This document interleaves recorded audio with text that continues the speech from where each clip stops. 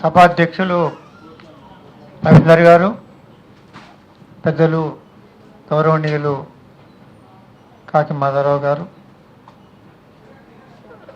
BS Ramulu గారు, జీవన్ కుమార్ గారు, వినయ్ కుమార్ గారు, చంద్రశేఖర్ గారు, కాలువ మల్లయ్య గారు, అదేవిధంగా ఈ కార్యక్రమానికి వచ్చిన సోదరి సోదరులారా, ప్రధానంగా ఈ సమావేశం సరే ఉదయం బంధువులు, తర్వాత దాంట్లో ఈ మధ్యకాలంలో అనేక రకాలుగా చదువు లోపల, ఉద్యోగాల లోపల ప్రమోషన్స్ పొంది వారిని సన్మానించటం, ఇప్పుడు 2 పుస్తకాలు వాటిని ఆవిష్కరించడం కోసం ఈ సమావేశం ఏర్పాటు చేయబడ్డ విషయం మీకు తెలుసు. అయితే ఈ 2 పుస్తకాలలో అస్పృశ్య యోధుడు కానివ్వండి, బుద్ధుడి నుంచి గద్దర్ రాగ్ కానివ్వండి, ఈ 2 పుస్తకాలలో నేను కనపడతా. ఎందుకంటే మొదటి పుస్తకంలో ఆయన జీవితంతో నాకు సంబంధం ఉంది. 2వ పుస్తకంలో ఆయన చేసిన ఇంటర్వ్యూలలో నేను 3, 4 ఇంటర్వ్యూలలో నేను కూడా ఉన్నా. కాబట్టి ఈ 2 పుస్తకాలతో నాకు సంబంధం ఉంది. భిక్షమయ్య గారిది మా ఊరు భిక్షమయ్య గారి ఊరు చాలా దగ్గరే, ఒక 15-20 కిలోమీటర్ల దూరాన్నే ఉంటాం.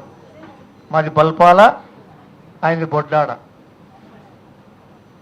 తర్వాత నేను ఈ అంబేద్కర్ ఉద్యమాలు, విద్యార్థి ఉద్యమాలు, ఎస్ఎఫ్ఐ ఇలాంటివి చేస్తున్న తర్వాత ఈ నక్సలైట్ మూవ్మెంట్లో పోతున్న ఈ సమయాన ఆయన రామగుండం లోపల అప్పటికే కార్మిక నాయకుడిగా ఉన్నాడు.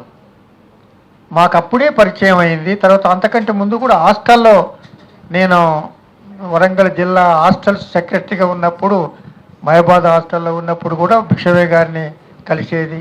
అట్లా మా పరిచయం దాదాపుగా ఒక 50 సంవత్సరాల పైగానే ఉన్నది. అప్పటి నుండి మాకు రెగ్యులర్ టచ్ ఉంది. మేము అజ్ఞాతంలో ఉన్నప్పుడు కూడా వారి ఇంటికాడ సెక్టర్ తీసుకోవటం, వారు మాకు సహకరించడం, అట్లాంటి చాలా ఘటనలు మా మధ్యలో జరుపుకుంటూ వచ్చాయి. తర్వాత కొంతకాలానికి పూర్తిగా అంటే ఆయన నక్సలైట్ మూవ్మెంట్ ఉండేది. నేను 77 వరకే నక్సలైట్ మూవ్మెంట్ నుంచి బయటికి రావటం జరిగింది, సిపిఎంలో చేరటం జరిగింది. కానీ వేరు పార్టీలలో ఉన్నా కూడా మా స్నేహితం మాత్రం ఎప్పుడూ చెడిపోలేదు. కూడా మేము ఎక్స్చేంజ్ చేసుకునే వాళ్ళం, అంత సన్నిహితంగా ఉండేవాళ్ళం.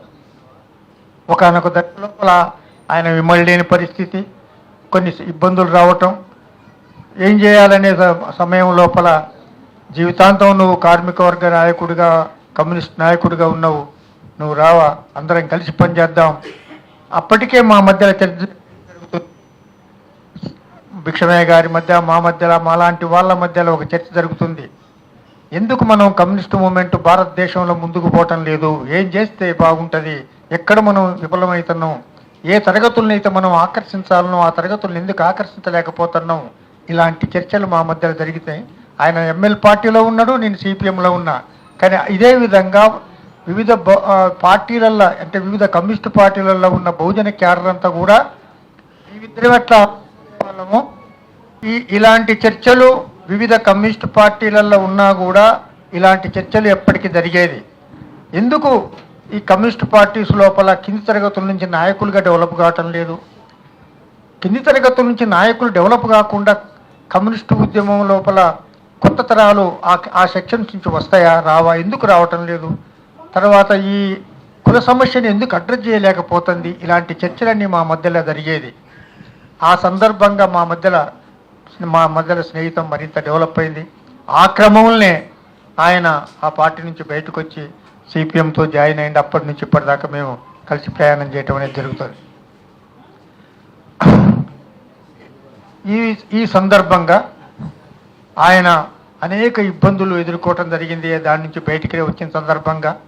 కానీ చాలా నికరంగా నిలబడి ఆయన మన గోదావరి కని, రామగుండం ఆ ఏరియా లోపల బొగ్గు గని కార్మికుల ఉద్యమాన్ని కానీ, రామగుండం ఉద్యమానికి, అక్కడ కార్మిక ఉద్యమానికి నాయకత్వం వహించడం కానీ, ఆ ప్రాంతంలో కమ్యూనిస్ట్ పార్టీ నిర్మించడంలో కానీ ఒక కీలకమైన పాత్ర వహించారు. నేను గమనించినంత వరకు, నాకు తెలిసినంత వరకు నక్సలైట్ మూమెంట్లో కొత్త మూమెంట్ ఏమన్నా సృష్టించబడిందంటే ఈ తెలుగు రాష్ట్రాల లోపల నాకు మూడు చోట్లనే నాకు కనపడుతుంటుంది. ఒకటి రామగుండం గోదావరికని, అది భిక్షమయ్య నాయకత్వాన. ఇంకొకటి కొత్తగూడెంలో జయరాజు నాయకత్వాన. ఇంకొకటి పోటు ప్రసాద్ నాయకత్వాన విజయనగరంలో. ఈ మూడు ప్రాంతాల దెబ్బ నాకు కొత్త మూమెంట్, కమ్యూనిస్టు ఉద్యమానికి కొత్తగా యాడ్ అయిన మూమెంట్ ఏదన్నా ఉంటే ఆ ప్రాంతాలనే కనపడుతుంది. ఆ విధంగా కమ్యూనిస్టు ఉద్యమాన్ని మరింత బలవత్తరం చేయటం లోపల భిక్షమయ్య గారు చాలా కీలకమైన పాత్ర వహించారు.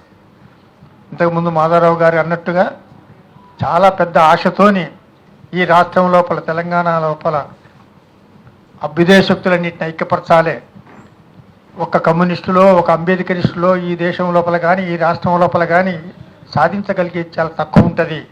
ఈ రెండు శక్తులు కలిస్తేనే, రెండు అభ్యుదయ శక్తులు ఇవాళ సమాజం లోపల కీలకంగా ఉన్నాయి. ఈ రెండు ప్రధాన శక్తులు కనుక గెలవగలిగితే ఈ అభివృద్ధి నిరోధకుల్ని, ఈ దోపిడీదారులని, వారి పాలనల్ని అంతం చేయొచ్చు. అదే ఆల్టర్నేటివ్ అవుద్ది, ఇయ్యాల కాకపోయినా రేపైద్ది అయినా అని అనుకొని ఆ ఉద్యమాన్ని స్టార్ట్ చేశాం. ఇప్పటికైనా దాని మీదనే కేంద్రీకరించాల్సిన అవసరం ఉంటుంది. అది తప్ప మార్గం. ఈ కోణాన్నంతా అర్థం చేసుకున్నవాడు భిక్షమయ్య గారు. దీనికి అనుకూలంగానే ఆయన సాహిత్యం కానీ, ఆయన చేసే కృషి కానీ, ఆయన రోజువారీగా ఆలోచించేది దీని చుట్టే తిరుగుద్ది. ఆయన ఆ ఉద్దేశంతోనే ఈ సాహిత్యాన్ని సృష్టించాడు. ఆ బాట లోపలనే అనేక మందిని నడిపించడానికి ప్రయత్నం చేస్తున్నాడు. భవిష్యత్తులో కూడా ఆ కృషిని కొనసాగిస్తారని ఆశిస్తూ, ఆ విధంగా కొనసాగించాలని కోరుతూ నాకు ఈ అవకాశం ఇచ్చిన మీకు ధన్యవాదాలు.